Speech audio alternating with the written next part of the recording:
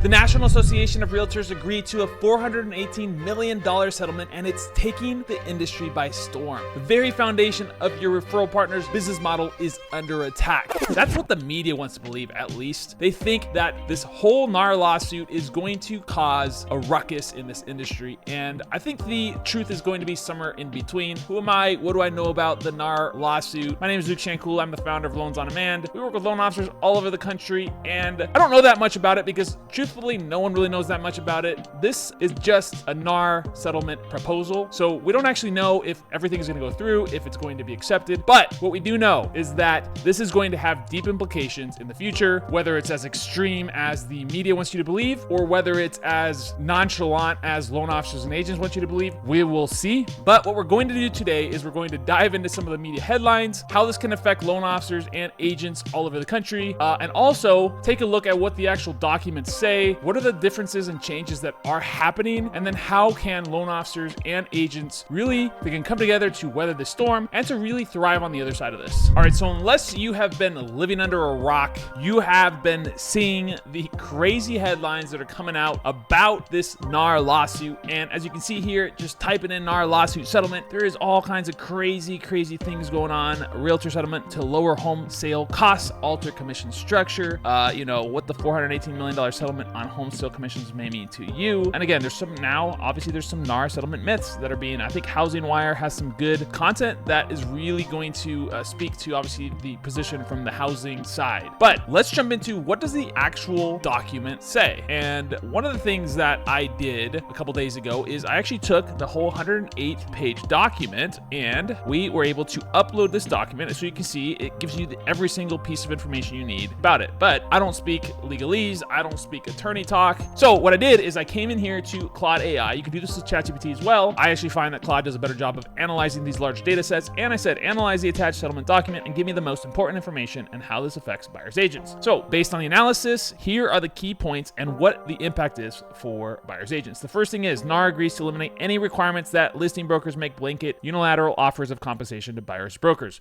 So obviously that's going to change a lot of things. Most of the time there is a baked in 5 or 6% fee that is going to be split between the seller and the buying agent, right? So obviously we all know that technically that fee could have been negotiated in the past, but most of the time it was somewhere in that range, 2.5% to 3% per side in most markets. Again, this is the reason why this actually got to this point, because they did studies and actually found that across most of these markets, there was a very little variation across about 80% of all of the transactions that happen in most of these markets were at this sort of standard rate. And while loan officers and real estate agents want to say that that was not a thing, the truth and the actual numbers show that the negotiation wasn't really happening, and most of the time it was set at certain numbers. So again, that's neither here nor there, but NAR will also prohibit MLS participants from disclosing buyer broker commissions on an MLS. Buyer broker compensation information can no longer be shared. That's no longer going to happen. So the buyer's agents are going to have to do a little bit more negotiating by themselves. NAR will also, and this is something that most people are not talking about right now, NAR will require buyer brokers to enter a written agreement with buyers specifically specifying their compensation before showing homes. The amount of compensation must be disclosed and objectively determinable. That's huge. I know some markets, it's pretty standard to use the buyer broker agreements here in California. Very few people use them. So this is going to be a big thing. And again, a lot of times people are talking about it being free.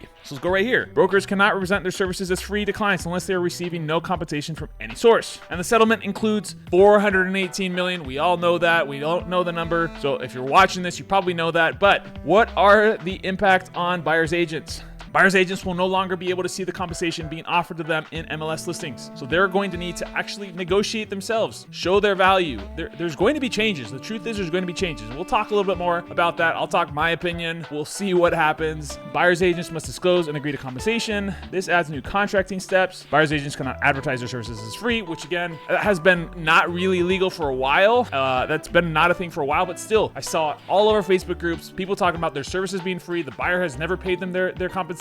All of those things that are just word tracks that don't actually matter. The truth is, at the end of the day, they can't do that anymore. The elimination of mandatory unilateral compensation offers may change the dynamics between listing and buyers brokers, and some of the settlement fund may be paid out to class members who are buyer clients, marginally increasing costs to resolve litigation. So What I then did was I said, break this down into a 2-page document, right? So this is the type of thing that you can do as a loan officer. If you want to give this value back to your real estate agents, help them understand this settlement, right? Be an expert, show up, understand this, take the time, go on webinars, learn from experts. I'm by no means an expert. I just have an opinion. So thank you for watching, but let's go ahead and keep rocking and rolling. So what is the impact on buyers? I don't know. I mean, there's going to be an impact on buyers. There's going to be an impact on buyers that use a buyer's agent. There's going to be an impact on the potential pool of buyer's agents. So as a loan officer, one thing you got to consider is there may be an opportunity right now to get in front of this, to show up as the expert, to show up and actually help your people succeed and win and be able to present their value. And how do you do that? Well, there's some different ways we can do that, and we'll talk about that in a little bit, but I do think there is going to be a impact on the loan officer, especially the loan officer that is almost fully dependent on buyer's agents for their entire business. I'm not saying that buyer's agents are going to go away. What I do believe is going to happen is that buyer's agents that are not doing a lot of transactions, let's call it less than 10 a year, they're either going to join a larger team, they're going to get eliminated because they're unable to present their value in a concise way that allows them to get paid the numbers they were getting paid before. So they may still be able to present value, but they may be only getting compensated on maybe 1%, or maybe they're getting paid a flat fee, right? I don't know how that's going to look. I think there's going to be an adjustment period, and I don't really believe that the sellers and the selling agents are really just going to cut out the compensation to the buyer's agent. I do believe there will be negotiation. What that looks like is going to be seen, but we will get to that here in a second. All right, so let's be clear.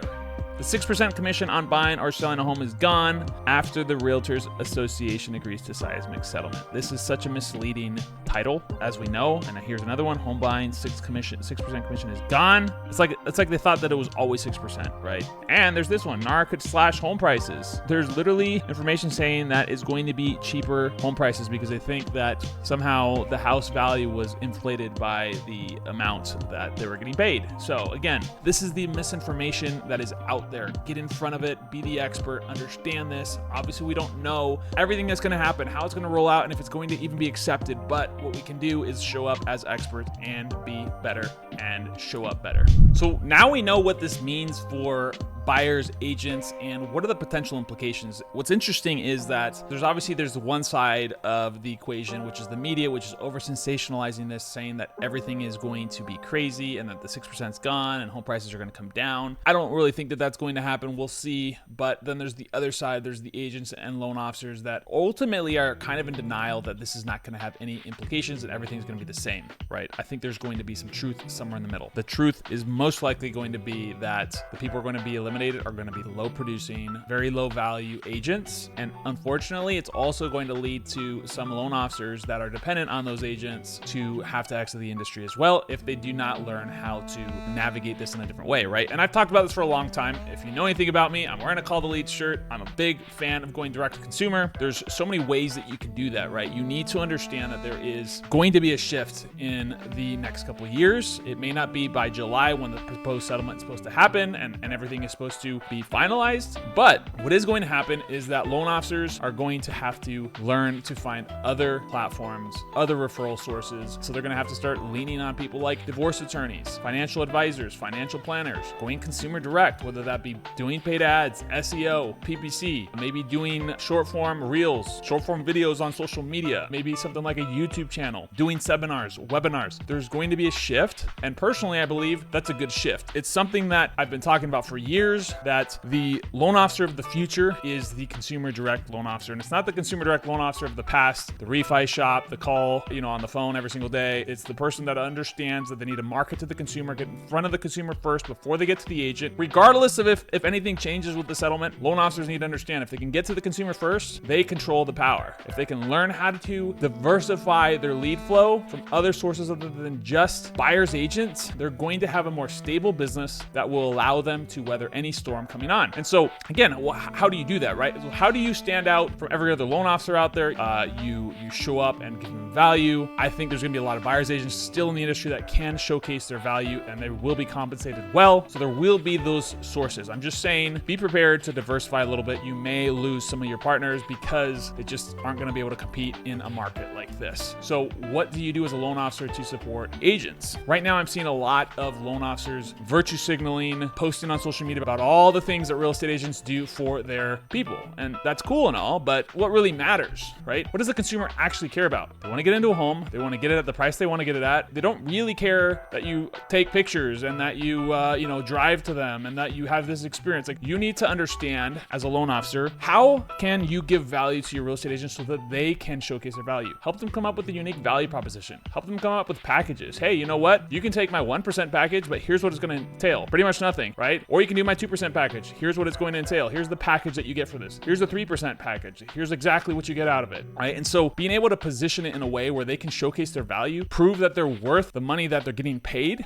you're going to stand out from everybody else. How do you do that? Well, learn how to create value propositions. Learn how to use platforms that help them bring more business. Help them generate listings. I mean, how do you do that? I don't know. I mean, you're going to have to figure that out. How can you give value to your partners in a way that's going to really make you stand out? We don't know that much about the NAR settlement, but what we do know is that it will cause drastic implications. It does have some potential to disrupt the way loan officers do business. So I'm not saying you have to come work with us and generate your own leads. What I am saying is you need to diversify the way you do business. You have to diversify your lead sources. Again, divorce attorneys, financial planners, financial advisors, talking specifically to consumers, getting in front of them before the agents get to them. Because we may get to a point where every one of the agents that are out there work for a mega team, and it's going to be much harder to get into these mega teams. If you're just a loan officer that's doing a couple transactions here or there, you may just have to, it may even end up being pay to play. You may even end up losing some